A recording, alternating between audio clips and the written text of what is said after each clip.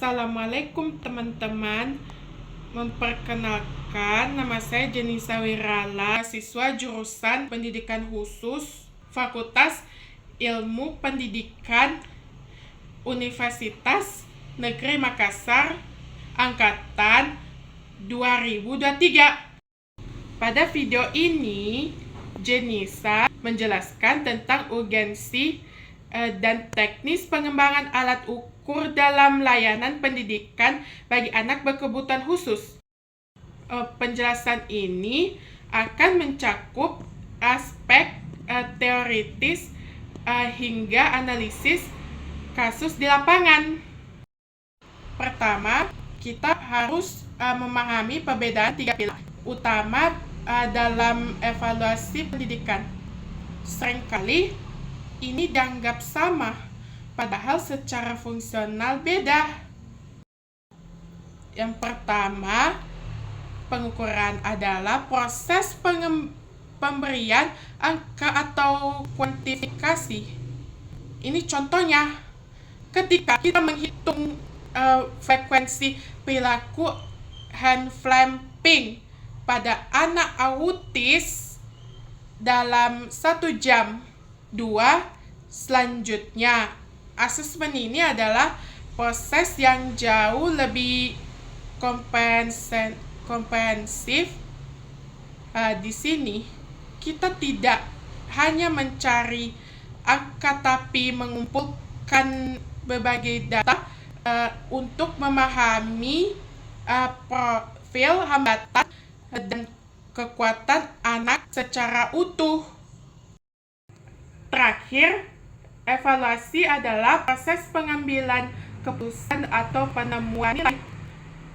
Apakah metode pembelajaran yang kita berikan efektif? Apakah anak ini sudah mencapai target kurikulumnya? Tanpa data pengukuran dan asesmen yang akurat, keputusan evaluasi kita tidak akan objektif. Lalu, mengapa kita sebagai calon guru pendidikan khusus harus mampu mengembangkan alat ukur sendiri? Sebab anak berkebutuhan khusus memiliki karakteristik yang sangat heterogen atau beragam. Instrumen standar atau tes umum seringkali mengandung bias yang tidak mampu memotret kemampuan anak berkebutuhan khusus yang sebenarnya. Pengembangan alat ukur yang tepat menjadi urgensi dalam layanan pendidikan agar program yang disusun benar-benar berbasis data real anak, bukan sekedar asumsi. Bagi kita sebagai calon guru, mata kuliah ini adalah bekal untuk memiliki kemampuan diagnostik yang profesional. Kita tidak hanya mengajar, tetapi juga menjadi penyelidik yang mampu membeda hambatan belajar siswa kita. Sebuah instrumen yang baik harus memenuhi 3 syarat utama psikometri. Yang pertama itu validitas. Alat ukur tersebut benar-benar mengukur apa yang ingin kita ukur. Jangan sampai kita ingin mengukur kemampuan sosial, tapi instrumen masalah lebih banyak menguji kemampuan kognitif. Kedua, reliabilitas, yaitu konsistensi hasil. Mengingat kondisi perilaku anak berkebutuhan khusus yang dinamis, instrumen kita harus stabil. Dan ketiga, objektif. Penilaian tidak boleh didasarkan pada perasaan suka atau tidak suka, melainkan berdasarkan rubrik yang jelas.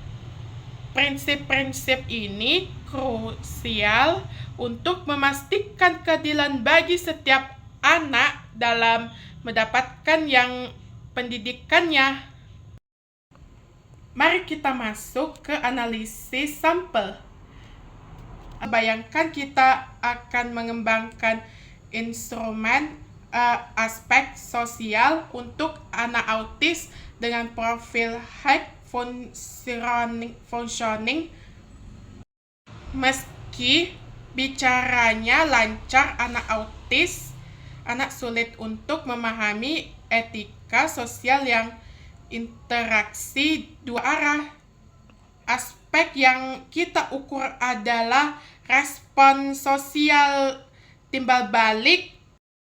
Beberapa indikator yang saya kembangkan antara lain. Yang pertama itu, anak mampu merespon sapaan teman dengan kontak mata minimal 3 detik. Yang kedua itu, anak mampu menunjukkan ekspresi wajah yang sesuai saat mendengarkan cerita teman. Dan ketiga, anak mampu menunggu giliran bicara tanpa memotong pembicaraan.